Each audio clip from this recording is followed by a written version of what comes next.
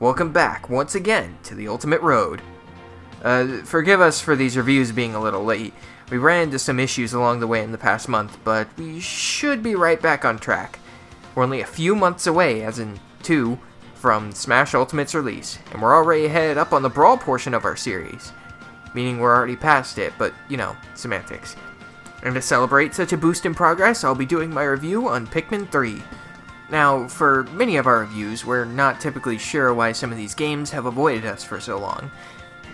In this case, though, I can pinpoint exactly why I didn't pick it up. It was a bad mix of time, money, and in this game specifically's case, the Wii U. I wasn't really as hard on the Wii U during its life cycle as many other people were, but my library of Wii U games was absolutely pitiful for the longest time. I just found more interest in expanding my 3DS library. My Wii U library never even surpassed 7 games, and I've had this thing well near since its launch. For comparison's sake, I have many more Switch games, be it physical or digital. I think I have like 20 or so now? Either way, the point is that there were a lot of elements that kept me from wanting to pick up many Wii U games, be it my lack of money, lack of years on my age to go get money, or just the fact that some games on the Wii U just didn't appeal to me from a control standpoint. And Pikmin 3 was one of those games. I don't know, something about controlling Pikmin with the awkward as hell gamepad just didn't sound appealing to me. However, the Ultimate Road seemed like the perfect time to give Pikmin 3 the college try it deserves, because the alternative is Hey Pikmin. And I just reminded you that game exists by mentioning it just now, didn't I? I rest my case. That was a good line. Pikmin 3 starts out on the planet of Kopai. To keep this brief, the Kopaites are picky idiots with a lack of planning that will only eat fruit. They're running out of fruit on their own planet and have little to no way of growing their own. So, instead of asking a neighboring planet for help, or, God forbid, swallowing their pickiness and just trying some new kind of food, they decide the best idea is to waste millions of Kopite... dollars? Bogos? What's Kopite currency? To send out space probes across the galaxy.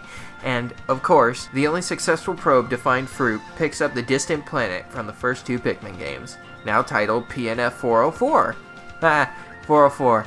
Page not found. You get it. Anyway. But, since nothing can ever go right for space explorers in this series, they crash land on the planet, scattering the captains in the process.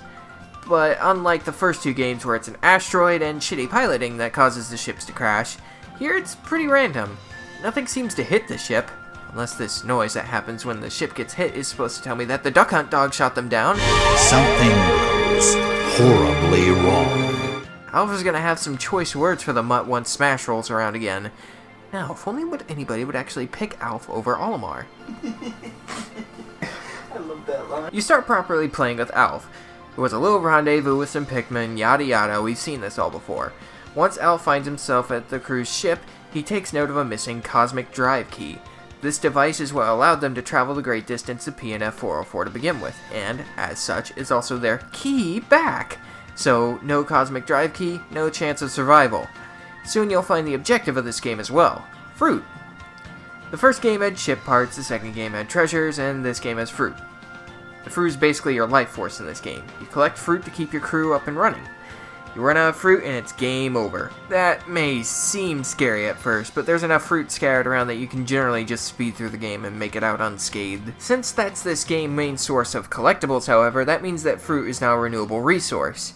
And as such, it has a number that's tied to its completion. So, unlike the second game, there is in fact a limit to how many days you can spend on this planet. And that limit is directly tied to how many fruit there are to collect on the overworld. Now, in my opinion, the fruit system functions fine, but it lacks a certain charm that the collectibles from the first 2 games had. The ship parts were interesting because it was an alien technology that Olimar always had a little story for. Whether it was a gift from his son, he was just scammed into buying it, or he just has no fucking clue what it does, but God forbid if his ship flies out of the atmosphere without it, or, a massage chair. And it's gotta relax. The treasures from the second game were even more appealing, because it was an alien's perspective on what everyday Earth objects were. You never knew what you were gonna get, whether it be product placement, a Game & Watch, or, just literal fucking weed. It was super fun to forge into dungeons and see what wacky and funny shit you were gonna find. Hell, they even had a few fruit treasures in that game. They were some of the less interesting finds. So my point is, while the fruit system functions, it's not nearly as interesting or charming or entertaining in a novelty sense as the first two games' collectibles. But, that's something very subjective. Let's talk about something more tangible, something that affects the game itself. The controls. I'm not really a fan. I started off trying to avoid the gamepad like the plague. I tried the Wii controls first, and, they worked fine despite a few quirks here and there. However, when it came time for cutscenes and a few other instances, the gamepad came into play anyway. You see, no matter what control scheme you use for the game, it always wants you to have the gamepad handy. This is one of those Wii U games that constantly reminds you that, yes, this is on the Wii U, and it is on life support. Kind of like those early DS games that use touch controls for fucking everything, whether it functioned well or not. Almost as if the game had a quota to fill. So I caved and just decided to use the gamepad. The gamepad controls are fine? They're a bit weird though, and some of my quirks with the controls would have been fixed if it just had a few custom control options. For example, the whistle button is no longer the B button, but is now the right trigger. In place of what is usually the whistle button is the dismiss button. Why? Honestly, this makes no sense to me. It'd be like if you picked up a new Zelda game and suddenly the sword button is L, or picking up a Mega Man X game and suddenly the start is the dash but oh wait, that's a thing. At least this game has free cam on the second stick. It's a little picky, but wait a minute. If the second stick is free cam, then does that mean... Oh, it does. Oh, the free Pikmin control from the last two games is gone. That nifty little feature in the GameCube releases that you could control Pikmin with the C-stick? That's gone now. In its place is this new charge option. The charge option works fine, I suppose, but it doesn't help me nearly as much as free Pikmin control. See, I mostly use that feature for navigation and dodging, not so much attacking. Instead, in this game, I have to rely on the often unreliable Pikmin AI to follow me at a decent pace when in battles, when navigation with the C-stick before made combat so much more fun and reliable.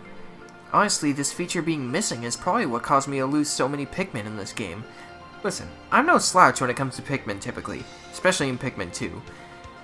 But I had such a goddamn chore of a time with combat in this game.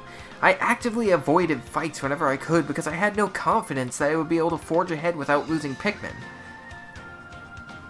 Let's talk about something positive, however, because I feel like I'm being way too negative.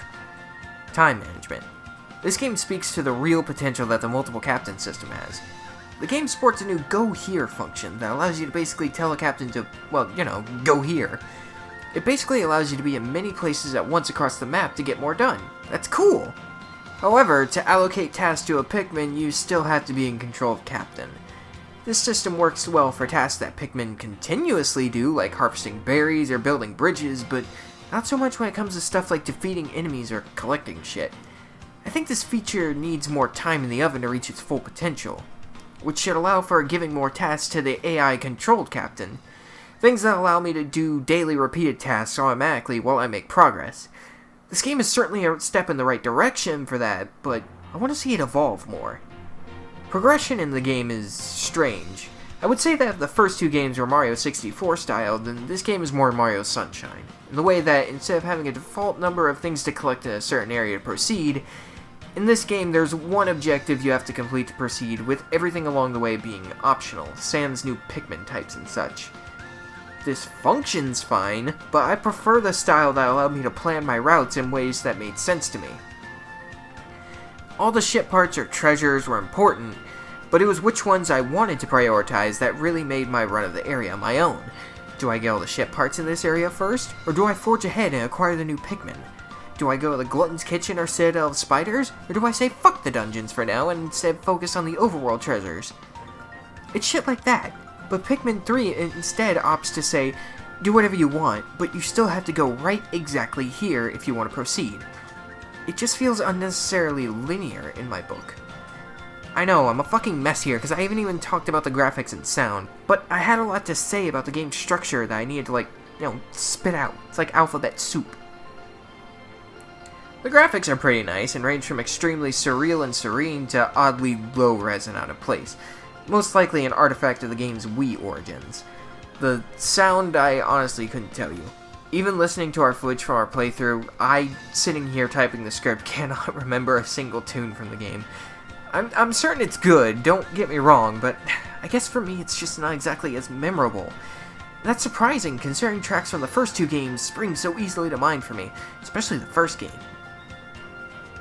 Overall, I wouldn't say I hated my time with Pikmin 3, but it was an uphill battle. It feels very much like Luigi's Mansion Dark Moon for me.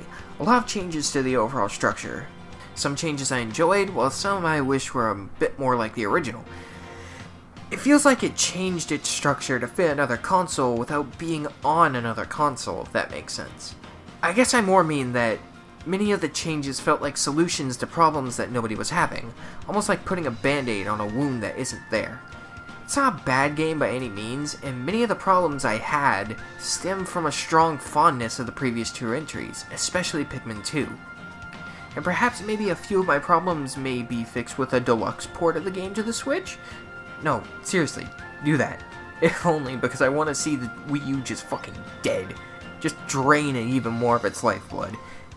In all honesty, I do want Pikmin 4 way more than I want a deluxe port of this game, but, you know, whatever happens, happens. Again, in no way bad, but this could be a lot better in my opinion. But I think it's about time we distance ourselves from this planet for a bit, though. Next time on the Ultimate Road, we're taking a trip to Tellius to bathe ourselves in high adventure, political drama, and a fuck ton of random crits. See you guys then.